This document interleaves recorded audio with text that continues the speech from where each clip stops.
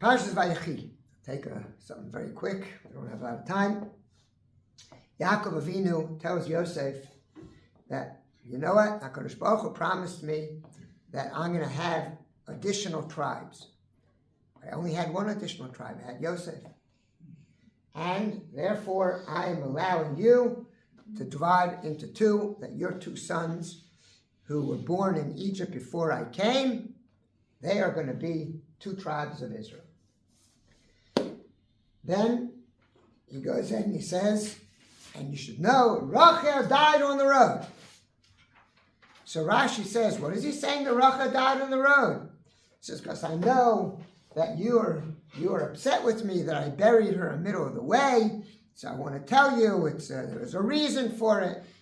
Says Rosh Hirsch, the story of burial, that Yosef could have a grudge against his father, he should have discussed when Yaakov got him to swear to take him to Eretz Yisrael to bury him. That's finished. Why is he bringing it up now? What does it have to do with right now? So I would like to suggest two basic thoughts, which are extremely important in life, and present them. A little bit of the idea I got from Rosh Hirsch, but really it's not something that he says beferish, but it's something that it stirred inspired me to start thinking this direction. Rosh Hirsch says, what do you mean that Hashem said to him, you're supposed to have two more tribes? What is that supposed to mean? So he says, there's obvious that Hashem was saying to Yaakov Avinu, there's more to you. You've got to spread out. Perhaps the pshat of it is, each tribe, and this is something Rosh Hirsch says each tribe has its own personality. The 12 tribes of Yaakov are not dittos. They're not carbon copies. There are different tribes with different personalities and different kochot, and that's what the brachas of Pashas Veyechi and the brachas of Pashas Zos Bracha are all about, because they're different, and they have to be different, because they all give and introduce into Klal Yisrael certain kochot that Klal Yisrael needs. And that's what a Shevet is. And therefore, HaKadosh Baruch Hu told Yaakov, you're not finished. There's more that you have to develop. There are further inner strengths that have to be brought out from you to form Klal Yisrael. Says Yaakov, but I didn't finish. I only had one more tribe. I only had Binyamin. And therefore now, your sons. But why the sons?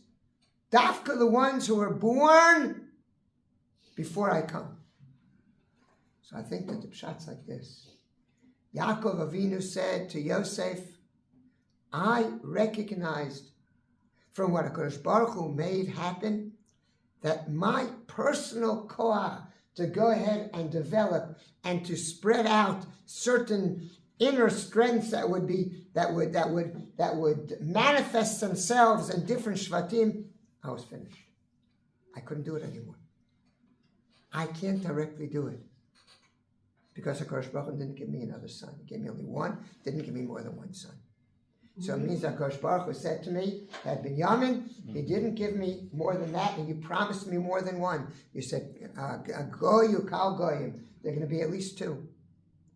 And therefore, I recognize that it can't come from what I directly am going to do.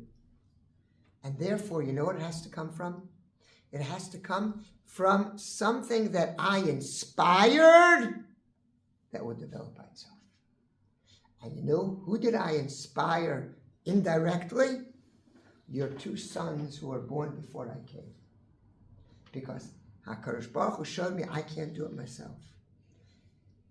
But I understand even deeper. You know why I can't do it myself? Because the ability to do what I did came from my soulmate. I had a soulmate called Rachel. And even though not all the tribes came from Rachel, It was my connection to Rachel that gave me the inner strength to be able to bring about all those strengths of Klal Yisrael.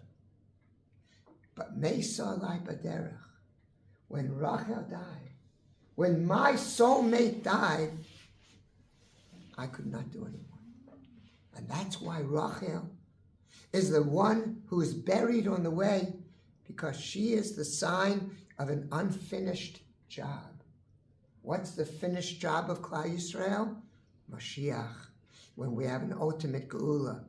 She's buried there, not in the Marsa Machpelah, because she didn't finish her job.